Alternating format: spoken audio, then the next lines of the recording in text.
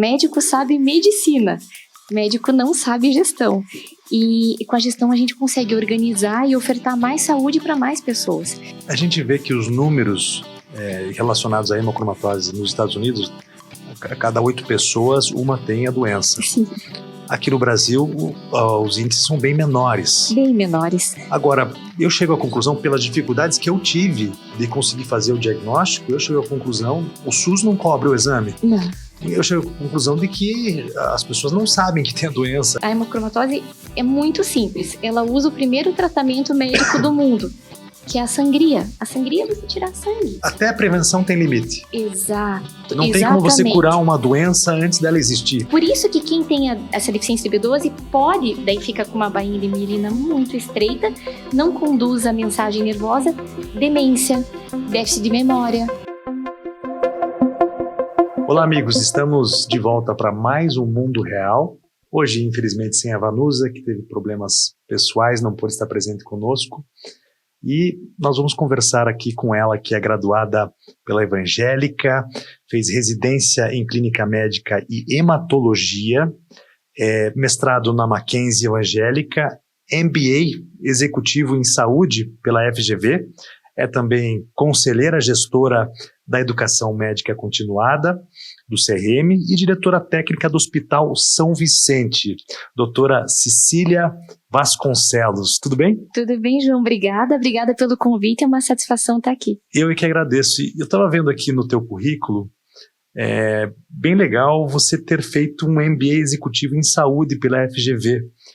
Você acha que os médicos hoje, porque muitos deles, alguns trabalham para o SUS, para iniciativa pública, e outros na iniciativa privada, você acha que falta gestão eficiente em muitos casos? Com certeza. Médico sabe medicina, médico não sabe gestão.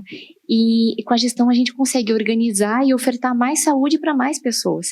Quando eu fui para a gestão, eu pensava, nossa, mas eu confio em mim como médica.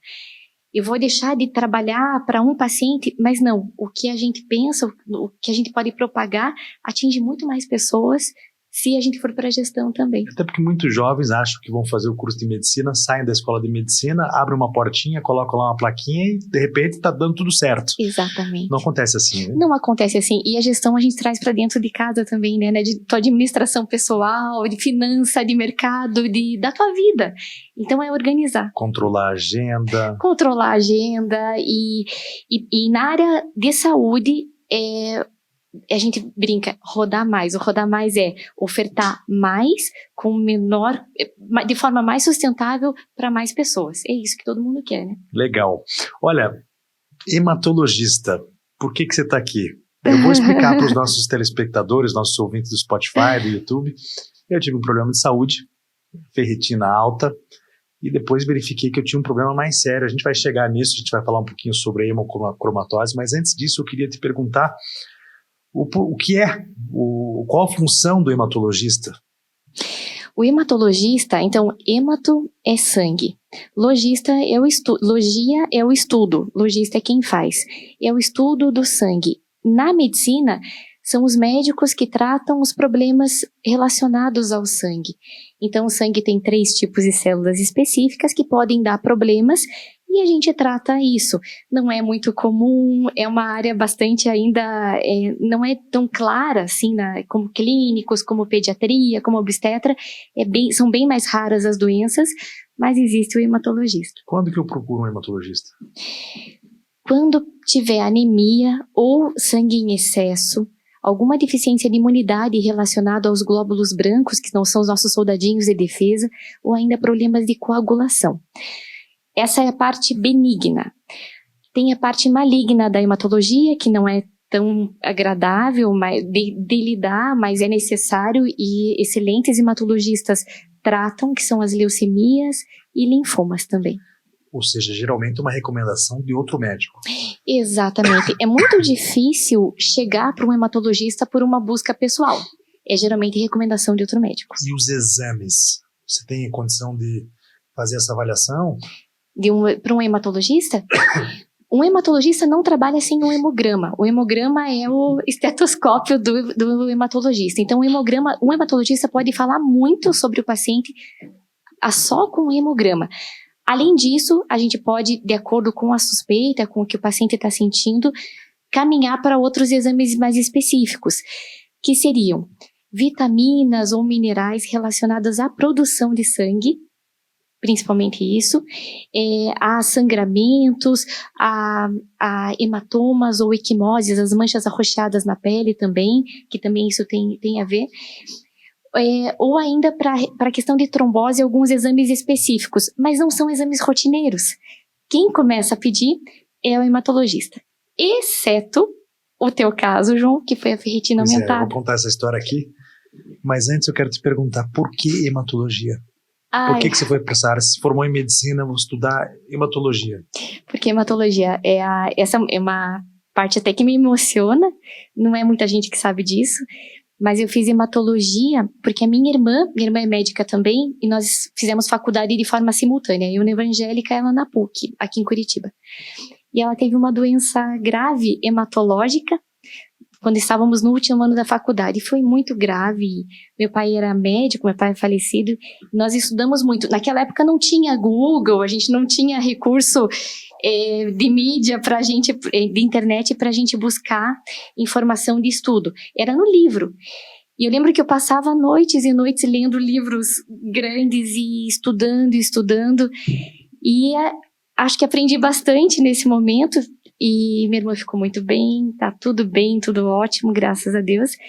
E aí eu falei, eu sou hematologista. Passou a estudar. Eu comecei a estudar e pensando assim, se algum dia acontecer alguma coisa mais pra frente, ela vai ser muito bem atendida. Mas sabe que é fascinante realmente. Eu imagino que você tenha buscado alternativas ou tentado até ficar mais confortável, mais segura com a situação toda, deixar a tua irmã mais segura, os teus familiares. Sim. Então, vou falar um pouquinho aqui sobre o meu caso, por que eu fui atrás de uma hematologista. Eu tinha ferritina alta, a minha médica endocrinologista me pediu para que eu buscasse mais informações com um hematologista. E eu passei a estudar mais o meu caso, né? Mas o engraçado de tudo isso, eu queria até falar um pouco mais aqui sobre hemocromatose, porque me preocupou muito o fato de eu demorar tanto para descobrir que eu tinha a doença da ferritina alta, que não poderia ser resolvida através de uma alimentação mais saudável, de atividade física, porque isso tudo eu já tinha feito. Ela continuava elevada e foi isso que me fez, foi isso que fez provavelmente a médica olha, você tem que estudar melhor isso aqui, né? Foi ótimo. Os outros dados, as outras informações têm melhorado, mas você precisa buscar mais informações sobre essa questão ligada à ferritina. Uhum. E eu acredito que muita gente tenha ferritina alta, muita gente tenha hemocromatose, não saiba e não busque o diagnóstico porque não sabe que tem que procurar uma hematologista, porque não sabe que tem que fazer os exames, não sabe quais exames são os mais adequados. Sim. E fui buscar essas informações com você. Conseguimos, depois de muito esforço, não foi fácil. Sim. Né? O convênio privado não cobre exames hereditários, é uma doença hereditária. Sim. E eu pude verificar lá que eu tenho dificuldade em eliminar a ferritina do meu corpo e por isso ela é elevada. Exato. E aí mais ou menos aconteceu comigo, mais ou menos o que aconteceu com você em relação à tua irmã, né? Que você foi buscar uma solução. O meu foi um pouquinho mais trágico porque foi por conta do falecimento do meu pai, porque eu verifiquei que as consequências a longo prazo da doença, Sim. da hemocromatose, doença no fígado, pode ser até o câncer no fígado, no pâncreas, na tireoide, Sim. Todos os problemas que meu pai tinha quando era vivo e acabou falecendo com 59 anos por conta começou tudo com um câncer no pâncreas. Naquele momento ele não poderia buscar, né? Eu acho que nenhum médico, acho que nem pensaram nisso, né? Não, a ferritina está alta, vamos estudar se ele tem hemocromatose, porque era salvá-lo, né? Era curá-lo do câncer. Exato. E aí eu comecei a fazer esse estudo todo, esses levantamentos, né? Hoje nós temos o Google, né? Então, mas o Google ele serve, na verdade, para confirmar aquilo que a gente conversa com os médicos. Então, acho que é importante você trazer um pouquinho sobre essa doença aí, uma doença silenciosa que... a ferritina está alta. Eu converso com muita gente sobre isso, e quando eu falo que a minha ferritina está alta, que eu tenho essa doença hereditária, essa condição hereditária, todo mundo tem ferritina alta, isso é tranquilo. Isso é uma a coisa banalização, né, da ferritina alta. A ferritina, e realmente ferritina alta não é o problema. Uhum. O problema é a ferritina alta durante muito tempo no nosso corpo. Exato. E a sobrecarga em outros órgãos. Eu queria que você falasse um pouquinho sobre isso. Claro. É assim, a ferritina alta hoje em dia está comum porque existem principalmente três motivos para a ferritina aumentar. O primeiro seria a hemocromatose, que é a sobrecarga de ferro, que é uma condição hereditária. Já falo sobre ela. O segundo, a ferritina se comporta como um marcador de inflamação aguda. Então, a gente está com uma COVID agora, uma pneumonia, uma infecção urinária grave. Ela funciona como um marcador de inflamação. Sobe, mas assim que a inflamação vai embora, ela desce também. E, por último, ela pode significar uma lesão no fígado. Alguma forma de hepatite e inflamação no fígado, que essa hepatite pode ser viral, hepatite B ou C, hepatite alcoólica, e a hepatite do momento, que é a esteatohepatite, que é a hepatite gordurosa. O mundo que a gente vive hoje é o mundo da hepatite gordurosa. É o mundo do fast food, que nós estávamos conversando mais cedo. Do churrasco. É a nossa geração. Nossa geração, os nossos pais viveram comida feita em casa. A geração que nós vivemos é a geração da gordura, dos hidrogenados.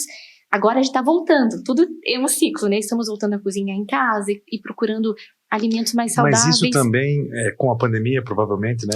De cozinhar em casa, mas com a pandemia também o consumo de bebida alcoólica e de comidas gordurosas também aumentou muito. As pessoas engordaram muito durante a pandemia. Sem dúvida. E o álcool vira açúcar.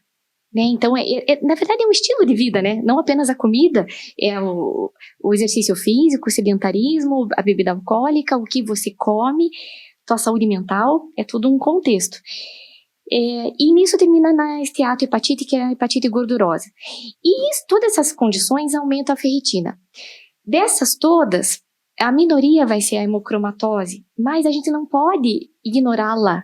Porque se a gente ignorar, a gente vai ser omisso e negligente, porque ela é uma doença silenciosa. Vou falar então agora da hemocromatose. O que é a hemocromatose?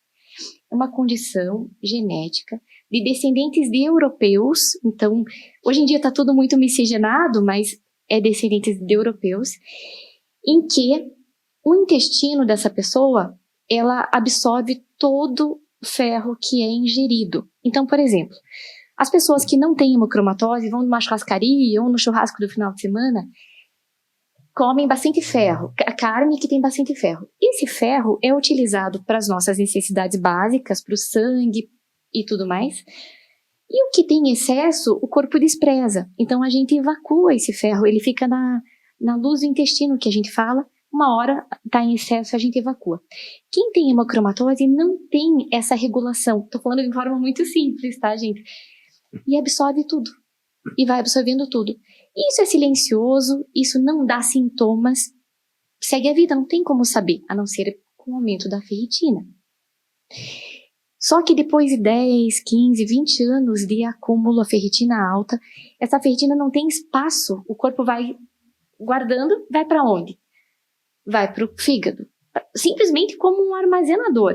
Fígado, coração, pâncreas. E a doença vem da onde? Da disfunção desse órgão, esse órgão que está cheio, recheado de ferritina, que não consegue trabalhar porque ele está apertado, Então, se a gente evitar esse depósito, não tem doença. Acabou. Não tem doença alguma. E você oportunizar isso, você não ter doença no futuro, não tem preço que pague. Essa Agora, é a função. Você falou um pouquinho das razões pelas quais a gente pode ter a ferritina mais alta, que é uma questão ligada à alimentação, também a estilo de vida. Sim. Pode ser. Uhum. E também a questão da hemocromatose, que não acontece na maioria dos casos. Agora, pode ter aí uma confusão das pessoas de acharem que tem a ferritina alta por conta... Por exemplo, eu estou acima do peso, estou comendo mal demais, eu faço meus exames, minha ferritina está alta. Eu já chego à conclusão, junto com a minha médica endócrina, o clínico geral, que está alta porque eu estou comendo mal. Sim. Por causa do meu estilo de vida, e de repente eu tenho a doença e não vou resolver o problema. Claro. Agora, se eu não emagrecer nunca, eu nunca vou descobrir. Isso pode criar essa sobrecarga durante muitos e muitos anos. Pode, e aí vai a perspicácia do médico, da Sheila que te atendeu, João, e ela foi muito feliz na indicação dela, olha, porque a ferritina secundária, quando a ferritina é secundária à gordura no fígado, a hora que emagrece, ela reduz também. É muito difícil tirar a gordura do fígado, vão anos, não é um mês de dieta, de mudança de estilo de vida, são 3, 4 anos para você mobilizar, tirar essa gordura do fígado, e a ferritina acompanha. Mas no teu caso, ela teve muita sabedoria em perceber que você emagreceu, que você diminuiu a gordura no fígado e a tua ferritina não acompanhou essa descida. E aí ela foi muito feliz na suspeita, olha, vamos ver que pode ter alguma coisa diferente. A gente vê que os números relacionados à hemocromatose nos Estados Unidos, a cada 8 pessoas, uma tem a doença. Sim. Aqui no Brasil, os índices são bem menores. Bem menores. Agora, eu chego à conclusão, pelas dificuldades que eu tive de conseguir fazer o diagnóstico, eu chego à conclusão, o SUS não cobre o exame. Não. Eu chego à conclusão de que as pessoas não sabem que tem a doença. A gente não tem esse diagnóstico claro, né? Não, e é uma novela para conseguir o convênio também, né? É uma novela. O convênio não paga, o SUS não cobre o exame, então tem muita gente por aí que não sabe, tem. E tem. E daí o tempo vai passando. O que pode acontecer com essa pessoa que não descobriu? Vamos dizer, o João que não descobriu que tem hemocromatose daqui a 5, 10 anos. Então, os principais órgãos que acumulam ferros é o fígado. Então, o fígado, com infiltração de ferro, sobrecarga, ele fica disfuncional, leva a cirrose. A cirrose pode levar ao câncer de fígado. Isso. E também um quadro de insuficiência hepática. Toda vez que a gente fala a palavra insuficiência de um órgão, significa que ele não funciona adequadamente. E não funcionamento adequado do nosso fígado, que é o nosso motorzinho. Coração. A função dele é bombear o sangue. E ele estando com sobrecarga de ferro, ele não vai ficar com insuficiência cardíaca. Pâncreas. A função do pâncreas é fazer a digestão e também regular glicose, fazer todo esse metabolismo. O paciente pode ter diabetes ou insuficiência no pâncreas também. Os órgãos são inúmeros do acúmulo, tudo depende da quantidade de ferritina de ferro que vai ser armazenada. Na tireoide, eu posso ter um problema de tireoide. Na pele, é muito interessante, a pele fica bronzeada. Então, quando a pessoa chega para nós com a pele bronzeada, eu não sei o que é o normal dela ou não, já chega dessa forma. Então, se há alguma suspeita, eu pergunto, posso ver a tua carteira de identidade para ver se tem diferença na foto, desde que seja foto colorida, né? Pra gente ver se tem diferença, porque quem convive com quem tem pele pigmentada, não nota a diferença, porque é muito sutil e são anos. Uma pessoa mais morena também pode... Não, daí não tem como saber. Não tem como saber. Não tem como saber. Então, gônadas, pode dar impotência, dor nas juntas, então é uma doença sistêmica que promove uma qualidade de vida muito ruim que não precisaria chegar nesse ponto. Como resolver o problema? Se a sua ferritina for alta, descartar esses 3 itens que a gente falou aí para essas linhas, se realmente estiver no caminho da hemocromatose, fazer diagnóstico, procurar um hematologista, e no diagnóstico estabelecer um plano de tratamento com o teu médico, porque esse plano de tratamento, a hemocromatose é muito simples. Ela usa o primeiro tratamento médico do mundo, que é a sangria. A sangria é você tirar sangue. Você vai tirar esse excesso de ferro, não tem outra forma de tirar. É uma espécie de uma hemodiálise, por exemplo? A hemodiálise é a retirada do sangue e o sangue passa por uma máquina para filtrar, para limpar e volta. A sangria é só tirar. É só tirar, é como se fosse uma doação de sangue. Só que você não vai doar sangue porque essa ferritina alta é tóxica para o paciente que vai receber esse sangue. E daí é tirar o sangue até atingir níveis mais baixos. Exatamente, até ficar menos de 100 a ferritina. E aí você vai customizar esse tratamento com o teu paciente de acordo com a quantidade de ferro que ele come durante o dia. A gente já conversou sobre isso, João, que eu tenho alguns exemplos. Eu tenho um paciente que ele é gaúcho e ele come churrasco todos os dias. Ele volta para casa, ele assa carne. E a carne tem muito ferro. E a carne tem muito ferro. A carne é o grande motor aí para aumentar a ferritina. E aí a gente eu também, mais nova, sem muita bagagem, falei, então tá, eu topo que você pare de comer. E ele mudou drasticamente, ele parou de comer carne, parou de fazer o churrasquinho dele. 2 meses depois ele volta no consultório magro, abatido, pálido, cinza. E o que aconteceu? Em depressão, franca depressão, porque aquele churrasquinho era a vida dele. E aí eu falei, o churrasco diário. O churrasco diário era a vida dele. E ele continua fazendo churrasco diário, a gente faz sangrias de forma mais frequente. Certo. E tenho também um paciente... cara como ele, por exemplo, que tem ferritina alta, tem hemocromatose, e come seu churrasco todos os dias, ele tem que fazer com que frequência as sangrias? Tudo vai depender de cada um. Mas habitualmente seria cada 3 meses, ou ele comendo todo dia 2 meses. Mas eu tenho pacientes, talvez você seja um deles no futuro, que a gente está numa outra fase, né, João, Sim. de regularizar, mas eu tenho pacientes que já regularizaram, que comem agora só carne branca, e por favor, gente, não estou fazendo apologia à restrição de carne. Certo. É que cada um tem um turnover, um metabolismo com relação à ferritina. Que ele só tá comendo carne branca e 2 ou 3 vezes por semana, e ele se satisfaz com isso. Ele já estava nesse estilo de vida mudado, muito parecido com a tua história, antes de diagnosticar. E ele não faz sangria há 2 anos. 2 anos já? 2 anos sem sangria. Eu não sei quando que vai chegar, mas a gente só olha. Ele certo. vai só me visitar. Ele até se mudou para o Rio Grande do Sul agora. Ele tá muito tranquilo. Não, eu gosto muito dessa coisa dos exames, de você conseguir se monitorar, se antecipar. Acho que é uma maneira de prevenir. Sim. E inteligente. Eu me alimentar de acordo com as minhas deficiências. Certo. Agora, existe essa discussão sobre suplementação, ao mesmo tempo em que a ciência não comprovou resultados positivos ou significantes, avanços importantes em relação a alguns suplementos. E o pessoal está consumindo do mesmo jeito. Não causa uma sobrecarga no fígado, por exemplo, a proteína, por exemplo, né? Whey protein, todo mundo compra na farmácia e toma, às vezes sem precisar.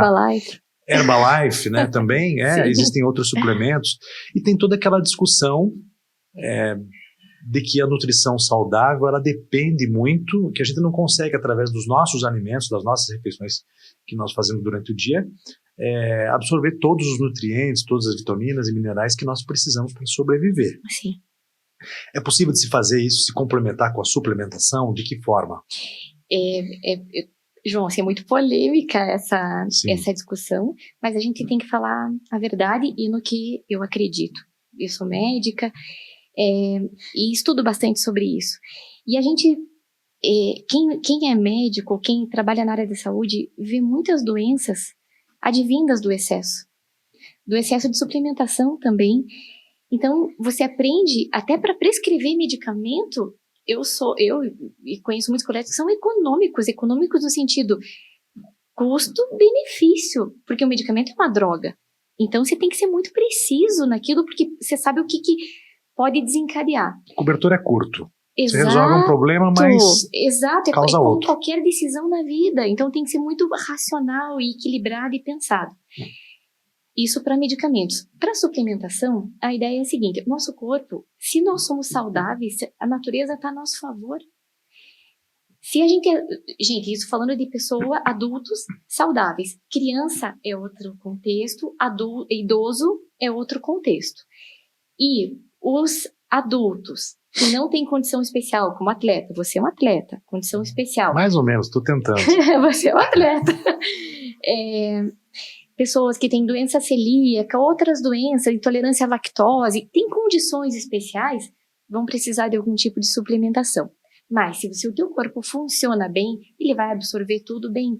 E se a tua dieta é adequada, o que é uma dieta adequada? É simplesmente um prato colorido por dia com uma porção de proteína. Essa porção, de uma forma muito simples, é como peixe ou frango, uma palma da mão, e carne vermelha, meia palma, esse corpo aqui da mão. E basta. A gente não precisa de tanta comida. A gente não precisa de tanta comida. E ainda mais em suplementação. Se não estiver faltando, e não tem aquilo que a gente falou de um limiar baixo, quase baixo, não tá fora do valor de referência, não tem que suplementar. Porque o excesso pode sim te fazer mal no futuro. Vamos falar um pouquinho da dieta vegetariana. Tem muita polêmica em cima disso, muitas críticas. Eu tenho lido bastante, estudado bastante, e muitos especialistas, estudiosos aí, têm afirmado que ela aumenta os anos de vida. As pessoas que não comem gordura saturada podem ter mais anos de vida. Se calcula aí 10 anos a mais para alguém que começou mais cedo. Enfim, eu tenho acompanhado alguns especialistas. Agora, existe também a crítica de que quem não consome carne não consome proteína. E tem toda aquela questão da B12. Muita gente... Qual é a função da B12? A vitamina B12 tem várias funções no organismo. As principais são produção de células do sangue, por isso que o hematologista acaba ficando muito em cima dela. E a B12, ela é... Posso pegar essa caneta aqui? Claro. Ela é como se fosse... Imagine os nossos nervos como se fosse essa caneta. A parte interna da tinta é o nervo.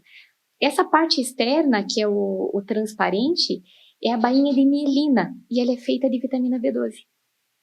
Então, se eu tiver uma escassa... Se eu não me engano, voltando aqui ao meu curso universitário, ela ajuda no transporte neurológico. Perfeito. Se não tiver essa capinha... Que é a mensagem do cérebro para o corpo. Perfeito. Por isso que quem tem essa deficiência de B12 pode, daí fica com uma bainha de mielina muito estreita, não conduz a mensagem nervosa, demência, déficit de memória.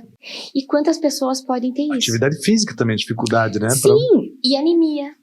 Então, diminuição de outras células do sangue. Então, a B12, a escassez dela pode levar a isso.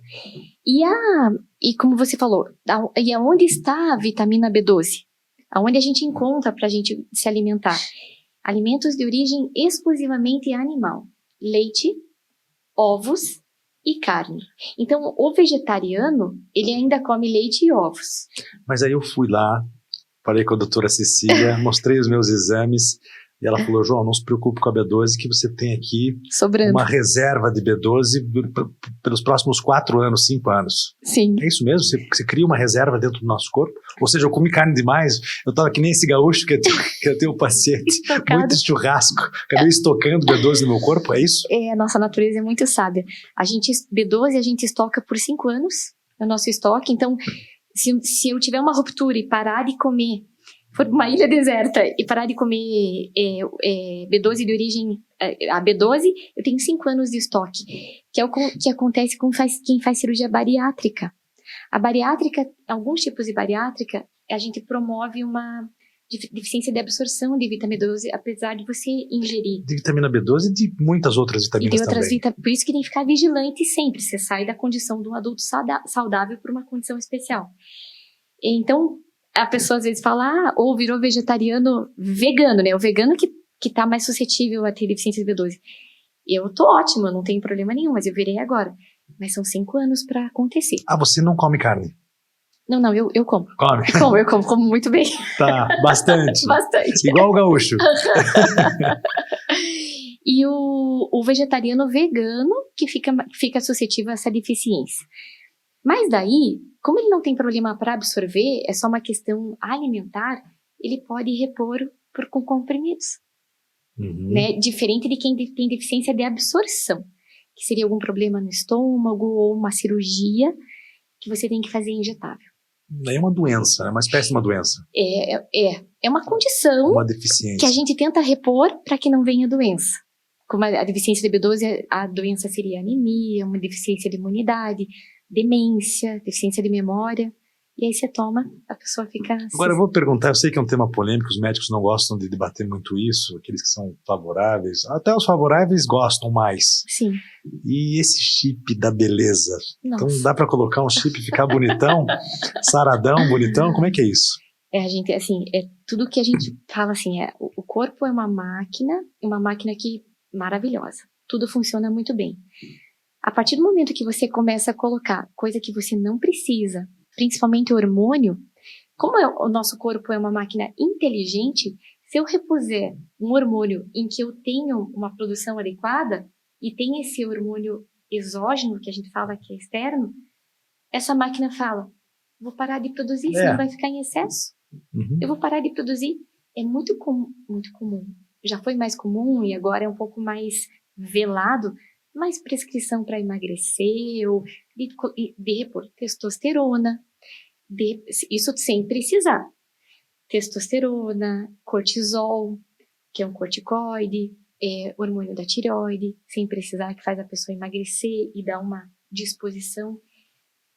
Eu já tive alguns pacientes assim, em que o paciente toma, o corpo para de produzir, e o paciente para de tomar a medicação, ele vai ficar dependente e o corpo não volta E também a produzir. quando você repõe, ou quando você coloca em excesso testosterona, por exemplo, o teu corpo, para se equilibrar internamente, vai produzir estrogênio, por exemplo, que é o hormônio feminino. Claro, para equilibrar. Desequilibra tudo. E daí ele vai deixar de produzir a testosterona depois que a pessoa parar e vai produzir mais estrogênio, talvez por isso que os homens que tomaram durante a vida mais velhos ficam com seios, com características da mulher, né? Exato. É tudo um equilíbrio. A natureza, a gente vai contra.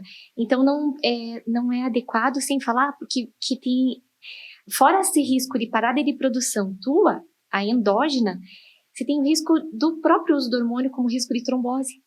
Você em excesso, hormônio, insuficiência da glândula adrenal quando você fizer corticoide.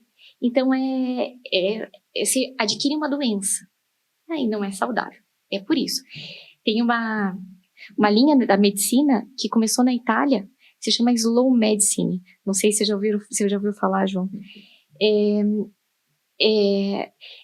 Acho que é questão de 8, 10 anos. Slow Medicine, que a medicina passou por várias curvas. Como tudo na vida, né? É cíclico. Na geração dos nossos pais, era o que tinha. Então, só ia ao médico quando tinha alguma doença e quando se diagnosticava, você viveu isso, já talvez fosse tarde. Aí vem o excesso. Exame para tudo, remédio para tudo. Eu acho que eu tô nessa hoje em dia, viu? Mudei radicalmente de um extremo pro outro. e entra nesse circuito. Mas isso não no teu olhar, no olhar do médico. Que assim, pedir exame para tudo, fio de cabelo Isso é outra coisa interessante para a gente debater aqui.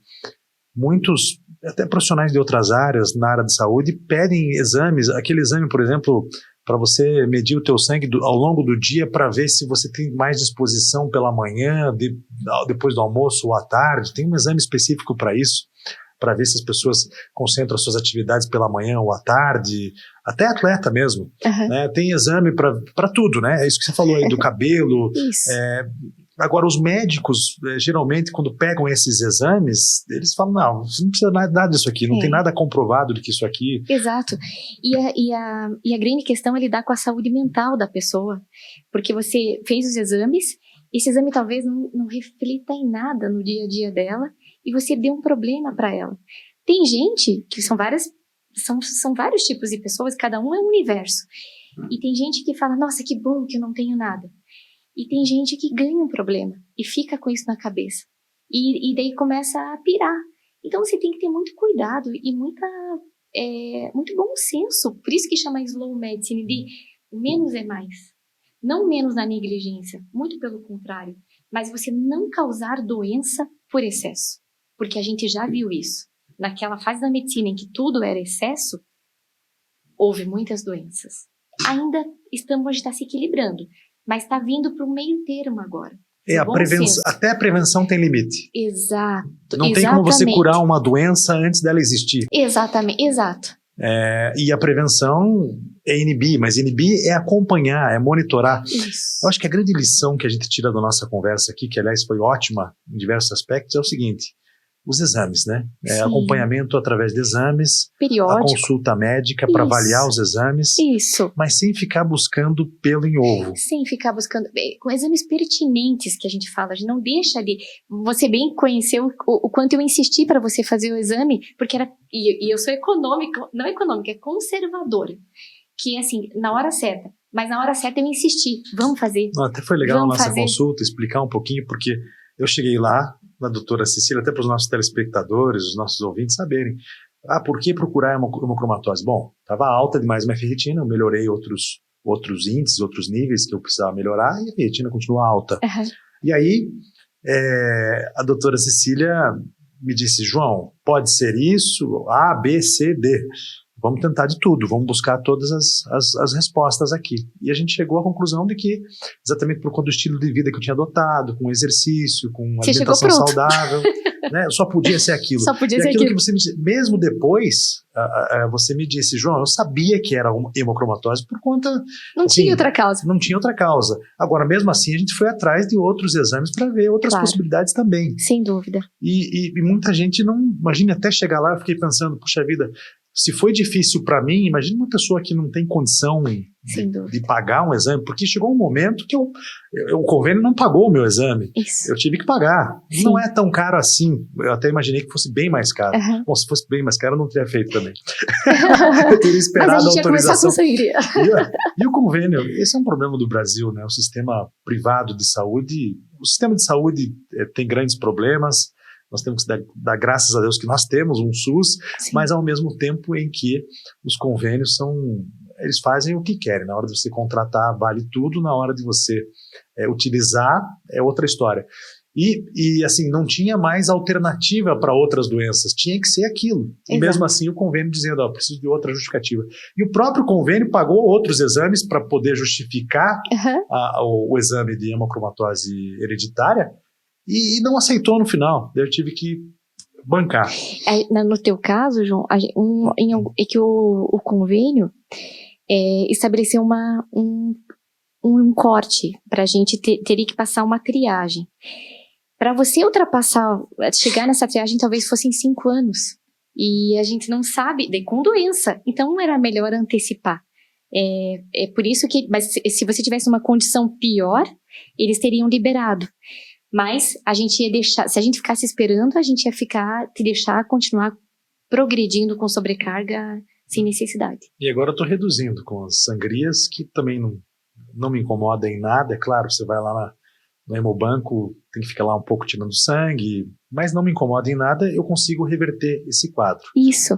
E a alimentação também, tentar fazer uma alimentação mais saudável. Quanto mais saudável ela for, menos vezes eu preciso tirar sangue. É verdade.